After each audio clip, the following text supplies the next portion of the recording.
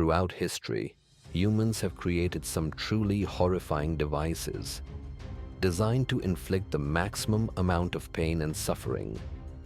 Devices so brutal that they make horror movies look like bedtime stories.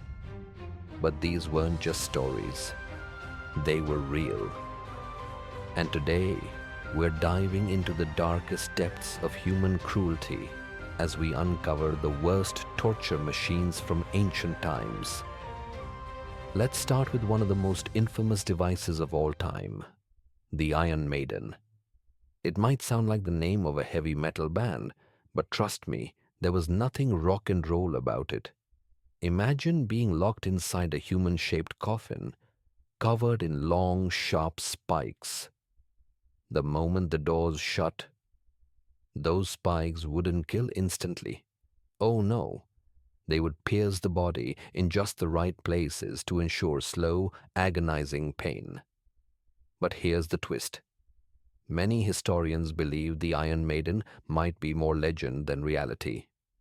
So was this device truly used, or was it just a medieval myth meant to terrify people? But if you're looking for something undeniably real, let me introduce you to the breaking wheel. Also known as the Catherine wheel, this monstrous device was used for centuries across Europe. The victims' limbs were tied to a giant wooden wheel before their bones were methodically shattered with an iron hammer. If that wasn't enough, the broken body would then be woven between the spokes and left for days, suffering, exposed to the elements, until death finally came. And sometimes executioners showed mercy by delivering a final blow to the chest. A mercy that came far too late. Let's take things even further. Have you ever heard of the Pear of Anguish? It might sound harmless, but this nightmarish device was designed to be inserted into a victim's mouth, or worse. With a simple twist, metal prongs would expand inside the body, tearing flesh apart from the inside. The pain? Unimaginable. The survival rate? Almost none. And it doesn't stop there. Imagine being slowly stretched apart until your body couldn't take it anymore. That's exactly what happened with the rack. This brutal contraption pulled victims' arms and legs in opposite directions, tearing muscles, dislocating joints, and sometimes even ripping limbs completely off. Executioners often used it to extract confessions, but once you were on the rack, there was no coming back. Now, if you thought that was bad, let me introduce you to the scavenger's daughter. Unlike the rack, which stretched the body, this device did the opposite.